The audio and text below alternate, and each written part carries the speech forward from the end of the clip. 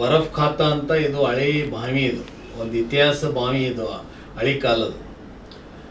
ಅದು ward number 40ನಲ್ಲಿ ಬರುತ್ತೆ ಅಂತ ಈಗ ತಾನೇ ಬೆಳಗ್ಗೆ ನಾನು ಮಹಾನಗರ ಪಾಲಿಕೆ ಕಮಿಷನರ್ ಸಾಹೇಬ್ರಿಗೂ ಮಾತಾಡಿದೆ, ಸಂಬಂಧಪಟ್ಟ JE ಅವ್ರಿಗೆ ಮಾತಾಡಿದೆ, ಅಸಿಸ್ಟೆಂಟ್ ಇಂಜಿನಿಯರ್ ಅವ್ರಿಗೂ ಮಾತಾಡಿದೆ. ಅವರು ಇದೇ ಹೇಳಿದ್ರು, ಸರ್ ಇದು ರೀಸೆಂಟಾಗಿ ನಾವು ಮಾಡಿದ್ದು, ಇದು ಹೆಂಗೆ ಬಿದ್ದದ ಅಂತ ನಾನು ಅವ್ರಿಗೆ ಪ್ರಶ್ನೆ ಹಾಕಿದಾಗ ಕಮಿಷನರ್ ಸಾಹೇಬರು ಬ್ರೀಫ್ ಮಾಡ್ತಾರೆ ನನಗೆ. ಅಲ್ಲಿ ಜಿಡೆದವರು ತಂದು ಅವ್ರದ್ದು ಡ್ರೈನ್ ಕನೆಕ್ಷನ್ ಏನದ ಅದು ಬಾವಿ ಕಾಂಪೌಂಡಿಗೆ ಹಸಿಯಾಗಿ ಬಿದ್ದದ ಅಂತ ಕಮಿಷನರ್ ಸಾಹೇಬ್ರು ಹೇಳ್ತಾರೆ. ನಾನು ಇವತ್ತು ಸೋಷಿಯಲ್ ಮೀಡಿಯಾ ಮುಖಾಂತರ ನಾನು ಇವತ್ತು ಅಲ್ಲಿದ್ದಂಥ ಅಧಿಕಾರಿಗಳಿಗೆ ಕೇಳೋಕ್ಕೆ ಇಷ್ಟಪಡ್ತೀನಿ. ಒಂದು 25-30 ಲಕ್ಷ ರೂಪಾಯಿ ಅದಕ್ಕೆ ಇನ್ವೆಸ್ಟ್ಮೆಂಟ್ ಮಾಡಿದ್ದಾರೆ. ತಿರ್ಗಾ ಕಾಂಟ್ರಾಕ್ಟರ್ದು ಬಿಲ್ನು ರಿಲೀಸ್ ಆಗಿದೆ ಇವತ್ತು. ನಾನು ಎನ್ಕ್ವೈರಿ ಮಾಡಿದ್ರೆ ಅದು ಕೆಲಸ ಹೆಂಗಾಗಿದೆ ಅಂದರೆ ಕಳ್ಳರ ಕೆಲಸ ಅದು. ಈಗ ಮಾಧ್ಯಮದವ್ರು ತಾವು ಹೋಗಿ ಅದು ಸರ್ವೇನು ಮಾಡಿರಿ, ಅದು ಸಿಮೆಂಟಿಂದ ಕೈ ಹತ್ರ ಪೌಡರ್ ಬೀಳ್ತಾ ಇದೆ.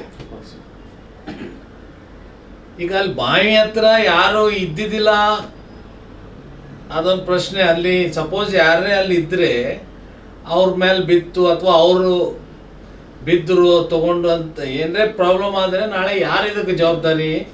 ದಕ್ಷಿಣ ಮತ ಶಾಸಕರ ಜವಾಬ್ದಾರಿಯಾ, ಅಲ್ಲಿ ಇದ್ದಂಥ ಕಾರ್ಪೊರೇಟರ್ ಜವಾಬ್ದಾರಿಯಾ? ಮತ್ತು ನಮ್ಮದು KMP ಗ್ರೂಪ್ ಇದೆ, ಆಲ್ ಕಾರ್ಪೊರೇಟರ್ಸ್ದು. ಅರ್ಧಾಗ ಅಲ್ಲಿ ಇದ್ದಂಥ ಕಾರ್ಪೊರೇಟ್ರು ಒಂದು 6 ದಿವಸದಿಂದ ಅದು ಅಪ್ಲೋಡ್ ಮಾಡ್ತಾರೆ ವಿಡಿಯೋ. ಏನಂತ ಅಪ್ಲೋಡ್ ಮಾಡ್ತಾರೆ? ಇದಕ್ಕೆ 30 ಲಕ್ಷ ರೂಪಾಯಿ ಅನುದಾನ ಬಿಡುಗಡೆ ಆಗ್ಯದ ಮಹಾನಗರ ಪಾಲಿಕೆ ಕಡೆಯಿಂದ. ಇದು ಕಟ್ಟಡ ಆಗಿದೆ, ಒಳ್ಳೆ ಬ್ಯೂಟಿಫುಲ್ ಕಟ್ಟಡ ಆಗಿದೆ, KMP ಅವರಿಗೆ ಥ್ಯಾಂಕ್ ಯು ಅಂತ ಮೆಸೇಜ್ ಹಾಕ್ತಾರೆ ಅಲ್ಲಿದ್ದಂಥ ಕಾರ್ಪೊರೇಟರ್. ಇವತ್ತೇನು ಪರಿಸ್ಥಿತಿ ಇದೆ ಅದು? ನಮ್ಮ ಅಲಿಂ ಪಟೇಲ್ ಅವ್ರನ್ನೂ ಅದ್ರದಾಗ ಒಂದು KMP ಗ್ರೂಪ್ದಾಗ ಈಗ ತಾನೇ ನಾನು ನೋಡಿದಾಗ ನಮ್ಮ ಅಲಿಂ ಪಟೇಲ್ ವಾರ್ಡ್ ನಂಬರ್ 42 ಕಾರ್ಪೊರೇಟರ್ನು ಅದಕ್ಕೊಂದು ಟ್ಯಾಗ್ ಮಾಡಿದ್ದಾರೆ.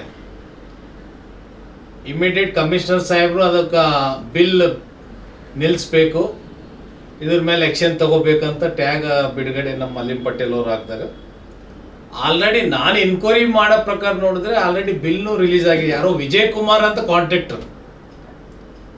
ಇವತ್ತು ತಮ್ಮ ಮುಖಾಂತರ ಹೇಳಕ್ಕೆ ಇಷ್ಟಪಡ್ತೀನಿ, ಇಲ್ಲಿದ್ದಂಥ ಅಡ್ಮಿನಿಸ್ಟ್ರೇಷನ್ ಕಮಿಷನರ್ ಸಾಹೇಬರು ನಮಗೇನು ಬ್ರೀಫ್ ಮಾಡಿದಿರ್ತಾವೆ, ಇದು ಸರ್ಕಾರ ದುಡ್ಡಿದೆ. ಇವತ್ತು ಕಾರ್ಮಿಕರು ಸಂಬಳ ಇಲ್ಲ ಅಂತ ಇವತ್ತು ಹಲವಾರು ಸಲ ಧರ್ನಾ ಮಾಡ್ತಾ ಇದ್ದಾರೆ ಕಾರ್ಪೊರೇಷನ್ ಎದುರು. ಇವತ್ತು ನಾವು ಅವರಿಗೆ ಸಂಬಳ ಕೊಡೋಕ್ಕಾಗ್ತಾ ಇಲ್ಲ. ಇವತ್ತೊಂದು 25-30 ಲಕ್ಷ ರೂಪಾಯಿ ಹಾಳಾಗಿದೆ. ಇಮಿಡಿಯೇಟ್ ಆ ಕಾಂಟ್ರಾಕ್ಟರ್ ಮೇಲೆ ಕ್ರಿಮಿನಲ್ ಕೇಸ್ ಬುಕ್ ಆಗಬೇಕು, ಅದ್ರ ಮೇಲೆ ತನಿಖೆ ಆಗಬೇಕು. ಈ ಕೆಲಸ ಹೆಂಗ ಮಾಡಿದ್ದಾರೆ, ಇದು ಹೆಂಗ್ ಬಿತ್ತು,